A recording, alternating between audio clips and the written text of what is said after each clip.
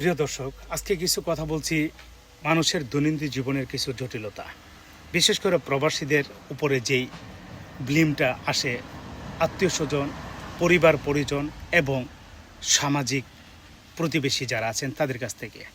প্রবাসীরা জীবনের প্রত্যেকটা আনন্দ আরামায়েশ বিসর্জন দিয়ে তারা প্রবাসে থাকেন শুধু পরিবার পরিজন আত্মীয় স্বজনের সাথে সুসম্পর্ক, নিজের আপনজনদেরকে একটু সুখে রাখার জন্য।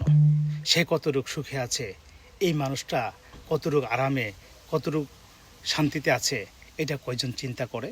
কয়জন? বেশিরভাগই করে না।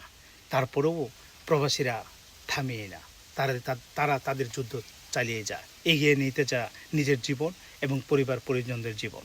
যদি এখানে আত্মীয় স্বজন, প্রতিবেশী এবং সমাজ প্রতিহিংসা করে, তাহলে প্রবাসীরা যাবে কোথায়?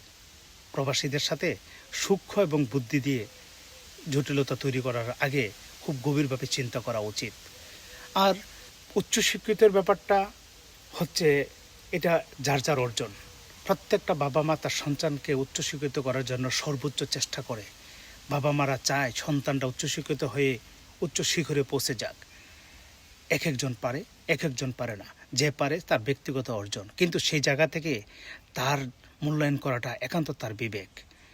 আর প্রতিহিংসা করে সম্পর্ক ডিস্টেন্স করা যায়, কিন্তু আরাম পাওয়া যায় না। কেননা এখানে সম্পর্কটা ভালো থাকলে খুব ভালো, খারাপ হলে কারোর জন্যই ভালো না। মনে রাখবেন, পারিবারিক জটিলতা প্রত্যেকটা সমাজে আছে, প্রত্যেকটা পরিবারে আছে।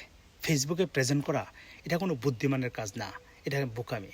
কেননা ফেসবুক প্ল্যাটফর্ম কাউকে সমাধা দিতে পারে না, কারণ এখানে বহু জাস্টিসের জন্ম নেয় যাদেরকে পয়সা দিতে হয় না।